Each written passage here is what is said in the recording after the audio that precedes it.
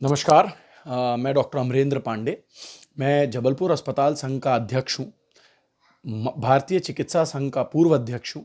आईडैक का महासचिव हूँ नेशनल, एवं न्यू एथिकल प्रोफेशनल एसोसिएशंस नैतिक प्रोफेशनल एसोसिएशन का राष्ट्रीय अध्यक्ष हूँ।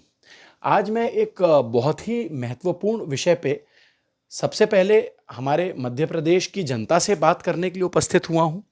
इसके अलावा मैं डायरेक्ट 1-to-1 ये मैसेज देना चाहता हूँ हमारे यशस्वी शेरदिल प्रधानमंत्री श्री नरेंद्र मोदी जी को और हमारे मध्य प्रदेश के chief minister doctor Mohan Yadav चाचा जी को।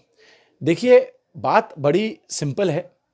हम डॉक्टर्स, हम चिकित्सक जो हैं, वो आयुष्मान भारत के गरीब मरीजों की सेवा करने के लिए प्रण ले चुके हैं, क्योंकि हमारे नरेंद्र मोदी साहब ने आह्वान किया था कि गरीबों का 5 लाख तक का इलाज निःशुल्क होना चाहिए।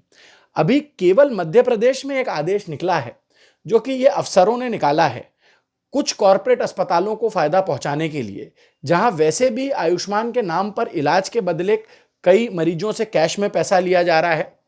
सबको ये बातें मालूम है इस तरीके की, और कई प्रकार की ऐसी धांधलियां करी जा रही हैं, जिसकी वजह से ये बड़े अस्पताल चाहते हैं कि किसी तरह से जो बाकी अस्पताल हैं, जो डॉक्टर रन अस्पताल हैं, जो चिकित्सकों द्वारा चलाए हुए अस्पताल हैं, जहां नैतिक इलाज हो रहा है, वहां आयुष्मान भारत के कार्ड धारकों को इलाज मिलना बंद हो जाए। इसलिए एक तुगलकी फरमान निकाला गया है। जैसे पुराने जमाने में अकबर बादशाह का मन हुआ कि आज तीतर की बर्फी खानी है हमको, तो सारे जो दरबारी हैं वो तीतर ढूंढने निकल गए। इस तरह का एक हमारे अफसरों ने आदेश पारित किया। ऐसा लग रहा है कि जैसे ईस्ट इंडिया कंपनी वापस आ गई हो, कि जिस भी अस्पताल को आयुष्मान भारत का इलाज करना है, उसको NABH, जो कि एक प्राइवेट बॉडी है, उसका फुल एक्रेडिटेशन लेना पड़ेगा। पहली बात तो जो NHA है, नेशनल हेल्थ अथॉरिटी, उसने, नेशनल हेल्थ एजेंसी, उसने कभी भी आपको ये नहीं बोला है कि आयुष्मान के लिए किसी भी प्रकार का आपको NABH लेना है।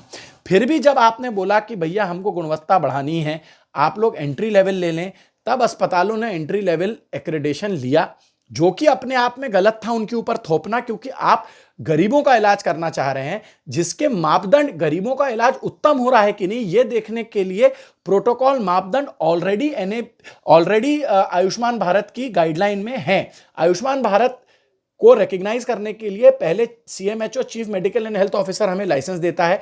18 किस्म के हम लाइसेंस लेते हैं, हमारा इंस्पेक्शन होता है, फिर आयुष्मान भारत हमारा अलग से इंस्पेक्शन करता है। फिर हमारे पास NABH का एंट्री लेवल एक्रेडिटेशन भी होना चाहिए, क्योंकि TPA ने उसको कंपलसरी कर दिया था। NABH एक प्राइवेट बॉडी है जो इस फोर्स की वजह से करोड़ों अरबों रुपए में पैसा कमा रही है। अब आप बोल रहे हैं कि आयुष्मान भारत, जो कि एक गरीबों की स्कीम है, उसमें हम फुल NABH कंपलसरी करने जा रहे हैं। मतलब अस्पतालों के ऊपर सालाना 25-30 लाख रुपए से भी ज्यादा का आप और भार डालने जा रहे हो। क्या इसका मरीजों पे असर नहीं पड़ेगा? क्या ये भार आप जो अस्पतालों पे डालोगे, उससे अल्टीमेटली कहीं ना कहीं हेल्थ केयर का जो कॉस्ट है वो नहीं बढ़ेगा? बिल्कुल बढ़ेगा। इसके अलावा आप क्या चाहते हैं कि जहां अस्पतालों में असली में नैतिक इलाज चल रहा है, जो शहर के बीच में बने अस्पताल हैं, वो अस्पताल चलना बंद हो जाएं, क्योंकि उनके पास NABH का फुल एक्रेडिटेशन, या तो उनकी मर्जी नहीं हो, नहीं तो आयुष्मान की उतनी पेमेंट ही नहीं है कि कोई फुल एक्रेडिटेशन करा ले। गरीबों का इलाज हो रहा है ना आयुष्मान भारत में। आयुष्मान भारत में छत्ताधारियों का इलाज तो नहीं हो रहा। उसके अलावा आप चाहते हो कि जो शहर से दूर कुछ बड़े बड़े कॉर्पोरेट अस्पताल बने हैं, वहां पे जाके केवल मरीज इलाज ले पाए। इस तरीके की आप चीजों को बंद करिए। पूरी आयुष्मान स्कीम ऐसे में बैठ जाएगी। यह स्कीम गरीबों के लिए है, और इस स्कीम को पूरे मध्य प्रदेश के अस्पताल, जिस अस्पताल में मैं कार्यरत हूं, वो करीब 70 साल पुराना अस्पताल है। जबलपुर का अभी खड़ा हुआ सबसे पुराना अस्पताल है। मैं पहले 10 अस्पतालों में था जिनने आयुष्मान की स्कीम ली थी। जिस दिन से आयुष्मान चालू हुआ है, 6-8 साल 7 साल से, उस दिन से हम आयुष्मान में कार्यरत हैं, और हम अपना सेवा भाव, अपनी कर्मनिष्ठा, अपना कर्मयोग व्हाट्सएप पे मैसेज दे के नहीं दिखाते। हम मरीजों का इलाज करके, मरीजों के दुआओं से हम अपना सेटिस्फैक्शन ग्रहण करते हैं। हम लोग सब को बड़ा अच्छा लगता है जब हमारे यशस्वी प्रधानमंत्री लाल किले से बोलते हैं और बोलते हैं कि सब गरीबों के इलाज की जिम्मेवारी उनने ली है, माताओं के इलाज की जिम्मेवारी उनने ली है। इसलिए मैं डॉक्टर मोहन यादव चाचा जी से हमने आपकी करली टेल सुनी है। आप खुद डॉक्टर बनते बनते फिर राजनीति की तरफ चले गए, पीएमटी आप उत्तीर्ण हो गए थे, आपके परिवार में कई डॉक्टर हैं। तो हम डॉक्टरों के ऊपर इस तरीके का अत्याचार इन अधिकारियों द्वारा किया जा रहा है। मैंने उस पत्र के विरोध में, उस पत्र के रिप्लाई में आप लोग सबको चिट्ठी भेज दी है अपनी इन सब बातों को क्रमशः बताते हुए।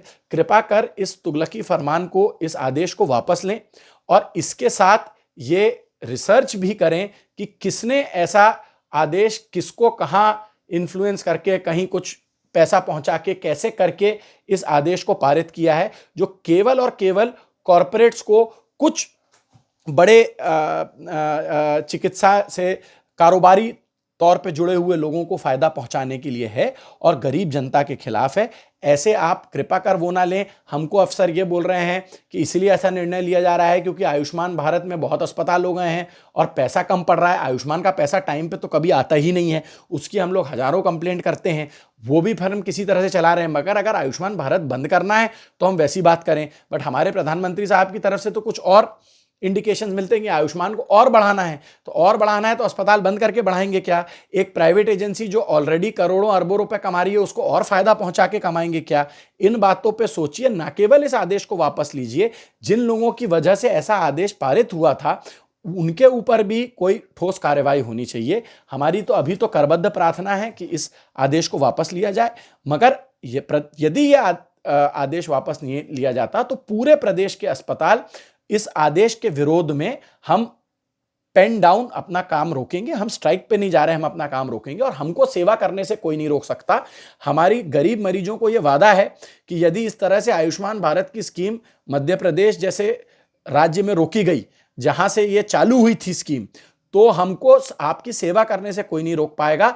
हम सड़कों पे उतरेंगे, हम कैंप करेंगे, हम अपना कर्मनिष्ठा अपने मरीजों के लिए सड़क पे उतर के दिखाएंगे। हम कुछ कॉरपोरेट्स, चंद लोगों के हाथों में आपके स्वास्थ्य को नहीं बिकने देंगे। मेरी यशस्वी प्रधानमंत्री जी से डायरेक्ट अपील है कि आपका ऑफिस, आपको भी मैंने पत्र लिखा है, आपका ऑफिस इसमें इंटरवीन करे और इस चीज़ को रोके।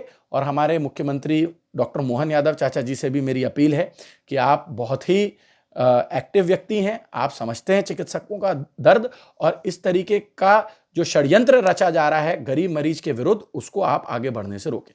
नमस्कार, जय श्री राम, जय श्री महाकाल।